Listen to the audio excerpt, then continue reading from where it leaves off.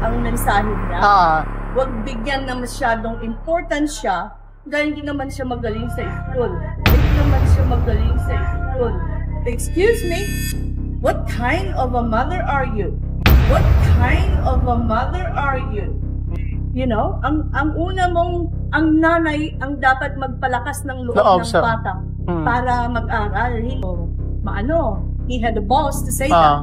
Bigyan ba ko sa batang yan? Ang pangatlong dahilan na gusto ko siyang tulungan makabalik sa iyo ni Lendeng at para magpatuloy na mag-aral sa Wesleyan International School. Naku, may IMAX pala dito, Cheter. Ano to tayo saan? Nasaan tayo mga amigo? Ito po si Belgium, kita nyo po. Ayan, from head to foot, Pogi. Ayan po, saan ang punta? Diyan lang. Ano bebenta mo ngayon? Ano? Saluyot. Nagbebenta siyang benta ako na ano, bato. Kamusta naman yung mga na-spa mo? Kamusta yung mga nalisa mo kuko? Dami, pagod. Dami, pagod. Ayan po, magandang araw po sa inyong lahat mga amigo. Nandito po tayo sa SM Clark. SM Clark po. At meron po tayong imimit. Tulaan niyo po kasi imimit natin. I just want to say thank you so much for her undying love for Matinga family. Daming sinasabi. Ang ganda. Pang ilang beses, first time ko makapunta rito. So dapat ang sasabihin natin lahat ay sana all. Ayan po. Nag-picture sila first time kasi. Ayun. Ang yaya at ang bonjing. Ayan po mga amigo. I-meet natin ang isa sa grabing mapagmahal na nanay. At today is the day para ma-meet po natin si Ante na taga US of A. US of A! Opo mga amigo. Sabi kasi alas 11, dapat daw American time. Hindi ko alam yung, sabi niya kasi American time. Hindi ko naman alam yung American time. American time medyo late? Hindi, tama sa oras. Ay, ang ganda naman dito, Bejun. Pagkakataon na natin, pwede ilagay ito sa resort. Marvin, asa sasakyan mo? Sige, mag-picture na kayo. Mamaya, pakuha ng ng sakyan natin. Ito sa resort. Lagay mo sa dulo to. Ay, ang ganda naman ni Madam. Para kang laruan. Laruan, paano laruan? Paano laruan? Anong manika yan? Tsaka-dal. Ay, mag-picture na kayo ni Marvin. Aninang. Ang smile ni Kuya Belgium. Kanina antok na antok si Belgium Antok na antok eh. Sa mall na pala tayo. Halika na, tara na. Ayan, SM. Asan nalagay mo sa bahay nyo? Medyo malaki. Ako yung dalawang nakaharapan na to, yung lalagay na sa harapan ng bahay. Para may security. Para may security tayo. Sa resort. Asan na ba? Sa may chilies daw tayo eh. Ang alam ko lang kasi hot chili. Saan na? Dito sa mga kainan. Ayan. Ay, maglibot-libot muna pala tayo eh. Alam mo, maglibot muna tayo bago tayo makipag-meet sa kanya. Para maglibot-libot muna tayo bago tayo makipag-meet sa kanya. Oo, pag-hintayin natin siya. Oo, yung parang hindi atat na atat ganun, di ba? Kaya naman din kasi nasa oras, mas maganda yan ako na, di ba? Oo, yung basta bagay sinakapada, dapat lagi ka nagpapada. Yan ang mga bagay sa'yo. Basta sa birthday mo, yung nare-regalo ko sa'yo, ha? Happy sleep. Uso pa ba yun? Ano yan? Hindi ko alam. Ang alam ko lang kasi kainin Jollibee. Ayun na tayo sa Jollibee. Ito na po yung madam. Ay, pakasosyal naman po pala ng ating ka-imi-meet natin. Ang ganda. Abog ka.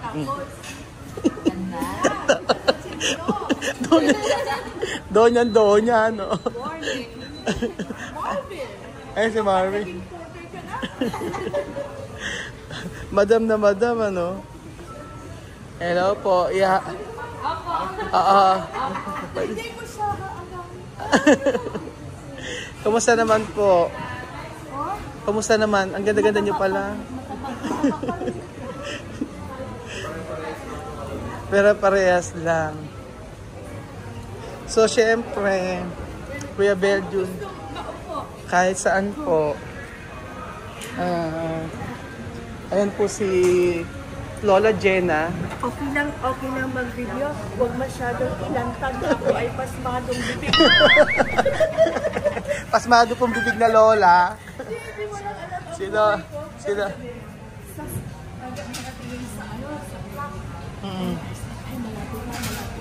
Or I would eat my dinner as fast as I can para hindi ko mamiss. Para siyang bisita na hinihintay ko gabi-gabi. Buti nga po nagtatagalog kayo eh. Pag nag-i-English po, baka po humiwalay na kami sa inyo. alam mo, mabuti ngayon na ninyo ako na nakilala. Kasi nung bagong balik ako dito, hirap ako. Hindi kayo marunong mag-English, ay mag-Tagalog. Kasi wala akong pinakausap dun eh. Ilan taon na ba kayo sa Amerika? 35 years? 35 years. Mula 1981 hanggang 2016. Tapos from 2016, pabalik-balik na ako every holiday para makita ko yung mga anak ko. Kumusta naman ang Kumusta? You're gazing at me like, what the heck? She looks weird. Hindi. Ang OOTD nyo nga po. Iyak-iya si Madam eh. Madam. Ano OOTD? Outfit of the day. Yan ba yun? Hindi ko pa natutunan yun. Ang alam ko pa yun. Ang alam ko pala ma-budget. Sana all. June! Come here! I want to introduce you to my new friends here. May friends ka rito? He's the trainer. Malapit na siyang lilipat ng Davao. Malapit siyang lilipat ng Davao. Yeah. These guys, hello, good morning. These guys have been helping me since I moved here in Angeles City. Because when I moved here, I was looking for an American restaurant. And when I found that Chili's was here, I was delighted. Kasi ang pamilya ko sa Amerika, lagi napupunta sa Chili's. So anyway, before I keep yakking, this is June, and he's the trainer of the nice company. to meet you all. To Davao and help. 29. Yes. You're gonna open another restaurant. Chili's is American brand, American company. Yes. Okay, this is Beljun. He can help you. Beljun, Wait a minute. Before we move on. Ano? Guinea. I used to pronounce it Guinea. Guinea. Then I hear the kids say Guinea. Guinea. So, Pinoy is Equatorial Guinea. Yes. Yes. And this is Roel Francisco. That's Belgian. I know her as Nina. And this is Maureen. Raisa May Dizon. Raisa May Dizon. Raisa May Dizon. Tapos, Bandol. Ayan, si Bandol. Ito si Jimmy Santos. Ayan po si yung asawa Lola Dunisha. Ayan, Lola Dunisha. Jake Cyrus. Ako. Ay, Kasigera din po. Ako. Yeah, nice to meet you all. Nice to meet. This day is not about me. This day is about a kid from Fiji by the name of Amir. We're helping to return here and continue his education at Wesleyan International School of Residency. That's what this day is all about. So, I just wanted you to be turned down. Sure, ma'am. Now, make sure you have everybody subscribe. No problem. By the way, you're gonna be in the video. Oo nga. Siya po kasi yung tumawag mga amigo sa atin. Siya po yung nakipag-usap sa atin. Ang sabi po niya, ayaw naman niya na maiwan si Amir sa Equatorial Guinea. Ang gusto niya ay isama din naman. So, ano kaya ang reason kung bakit ayaw niya na maiwan si Amir sa Equatorial Guinea? Tita, ano ang reason bakit ayaw mo maiwan si Amir sa Equatorial Guinea? You know, my memory is really weak nowadays, but I believe I had 3 reasons. The first reason is the day you came into their house and announced that you have already purchased your ticket to return to Egypt, nanlambot ang bata. And then, sumandal siya sa may pader. And then lumuha siya. You know? And that really bothered me. You know? Kasi ngayon lang niya nadama ang pagmamahal ng isang tatay. Yes. Rowell. At kasi sa buong buhay niya, wala siyang tatay. Pagpunta niya dito sa'yo, you gave them attention, you provided for them, and you made their environment safe and clean. So, nung nakita ko siyang umiyak, parang meron akong gustong bugbugin. Hindi ko lang, huwag na tayo magsabi kung sino gusto kong bugbugin, ha? Sino ba yun? Diretso na po yung nanay. And then, the second reason, really, where he really won my heart, is he had the balls to say that he said this to you: don't send money back to Egypt. Yeah. Let her earn the money to support us. Sabi ko, itong batang ito, he had the balls to say that. Believe ako sa batang yan. Ang pangatlong dahilan na gusto ko siyang tulungan makabalik sa iyo ni Lendeng at para magpatuloy na mag-aral sa Wesleyan International School, ay dahil ang sabi ng tao na dapat sana siya ang mag-promote sa anak niya, ay siya pa nagda-down. Huwag na lang si Amir kasi hindi naman maganda ang grado. You know, not in those exact words, but yun ang mensahe niya. Huwag bigyan na masyadong important siya dahil hindi naman siya magaling sa school. Excuse me? What kind of a mother are you? You know, ang una mong, ang nanay ang dapat magpalakas ng loob ng bata para mag-aral. Hindi yung, wag na, maiwan ka na lang dito sa atin at ikaw naman hindi naman mahusay sa school. Ayun ang reason nyo kaya gusto niyo siyang tulungan makabalik dito. Every child has the right or the opportunity to go to school. You know, sabi ko, alam mo, bihira akong tumutulong sa mga tao. And I have to tell you, that's the reason why I only have a handful of people that, you know, I hang around with. Sabi ko, itong batang to, he deserves me to help him. You know, come back to you para mapagpatuloy ang pag-aaral. Oo. Kasi sa totoo, statistics shows that most valedictorians don't succeed. And you know why that is? Kapag nandun na sila sa kolehiyo at lahat sila valedictorian, they're under pressure. And then they're out of focus. Pero yung tao na average lang, yun ang nagpupursige na mag-aral, na mabuti. They work hard. Because they've got nothing to lose except earn that diploma and hope one day they're gonna gain employment somewhere. Ang galing ni Tito, palakpakan naman yung palakpakan ng galing. Pero totoo, may ano siya, may point siya, no? Kasi siyempre, pag valedictorian ka na, lahat matatalino, siyempre nape-pressure ka. Unlike yung average lang, ang gusto mo, magkaroon ka ng diploma. Di ba? At nagpupursige sila yung talagang determined na makaraos. O di ba ganun din si Marvin at ikaw? Apo. Nakaraos. Madam, magsalita ka. Ikaw ang panlaban dito.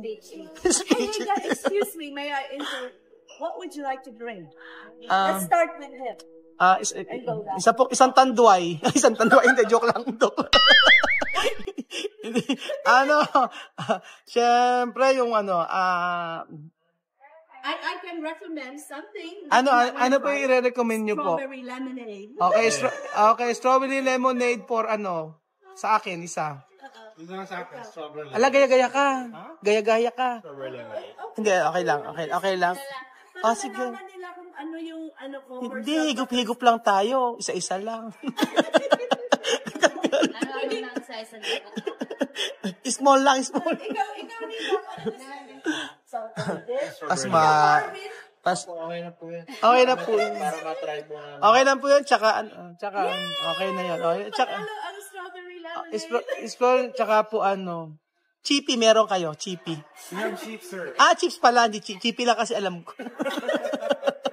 That's, Ay, Marvin, nahiya ka sa akin ngayon. Wala pang tao. Sabi kasi niya, ibardagol ko daw. Oh. Anong ibardagol? Ibardagol, yung pasmado. Ganon. Pasmadong bibig. Pasmadong bibig. Sa kakapanood ko sa Kaya papanood niya. Ang problema, hindi ako makasagot-sagot. Kasi ako lang mag-isa eh. Hindi kinakausap. Sino inaaway mo? Wala akong gustong wala akong maabot. Si Amir ang pinakagusto mo sa mga magkakapatid. Kasi siya ang sponsoran niyo eh. I like all three of them. Pero si Amir, parang sinulsul siya sa sulok. Hindi siya binigyan ng importance. Importance. Oo. Kaya, sa paningin ko, lahat sila pantay-pantay. Pantay-pantay. Oo. Pero nung makita ko na okay lang, hindi na makabalik si Amir sa Pilipinas, naman siya magaling. Yun ang hindi ko nagustuhan. Yun nagustuhan. Oo. Dahil parang binabaril mo na yung ibon bago makalipad eh. And it shouldn't be that way. So, kaya si Amir ang napili niyong sponsoran. Kaya nga po. At saka nakikinig siya sa'yo. Nakikinig siya sa'yo. Tinitingala ka. You know? Nakikinig siya sa akin. Pag sinabi ko, Hindi siya pasaway sa'yo. Yun nga lang, ang advantage ngayon na pagbalik niya,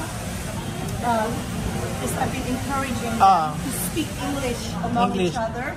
Tapos pag uwi sa iyo ulit, magtatagalog sila o mag-English. At saka po kasi may rules na po kasi ngayon, hindi na po kagaya before. Tsaka nakikinig naman, kaya okay naman. And the most important thing is, you will be the main influence to those children. Yun pa ang isang dahilan na gusto ko. Kasi nakita ko ang ginawa niyo nilang.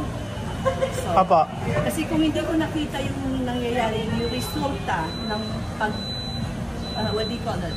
You bringing them here, even if I didn't see the result, siguro I wouldn't step up to the box. Pero nakita ko ang positive na result ng pagdala mo sa kanila. Tama.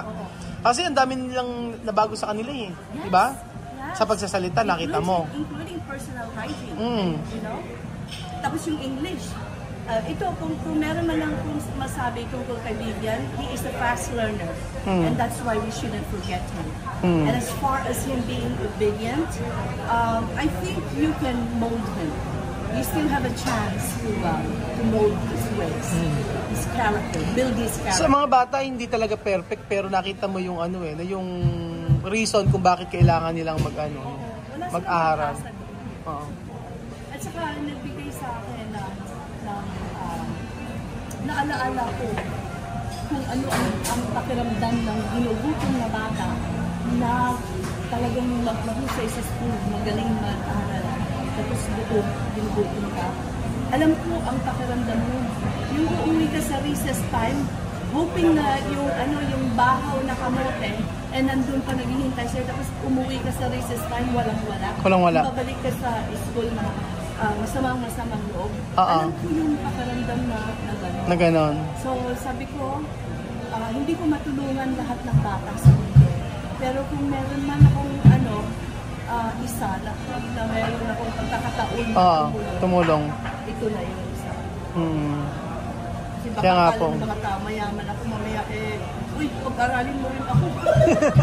Naku, yung damit nyo nga lang po, tsaka yung nandito parang magkano kayang maisasangla yung... Joke lang. Joke lang po. Ayun, ikukwento ko po sa inyo mga amigo. Si Lola Jenna po, siya po kumontak sa atin para po mag-sponsor po ng ticket at saka pang tuition po ni Amir dito po sa atin para makabalik po. Kasi nakita niyo po niyan yung time na kung saan na-upis si Amir na parang wala siyang reason para makapalik dito sa airport work. Ayaw alam po dito sa Pilipinas. So, yun po. Hindi rin, oo nga. You drove all the way here? Surely you didn't drive all the way here to eat appetizers and appetizer pa lang pala to. Nako. Appetizer. Sabi ni Bejun, appetizer, nag-extra rice na siya agad. Yung Bejun, appetizer pa lang, di pa extra rice. Mamaya pa yun. Nag-order ka na ba? Matagal yan. Parang order.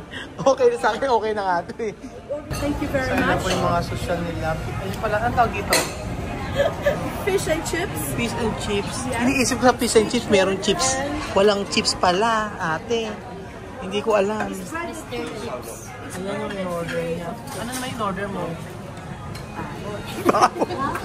Ay, ayun yung order ni Bird yung salmon. Oh. Tapos may sinangag. Sinangag. Ay, sininang pork and belly pa ang in-order niya. Verbally yung steak na lang. Po. Di ba? Ah.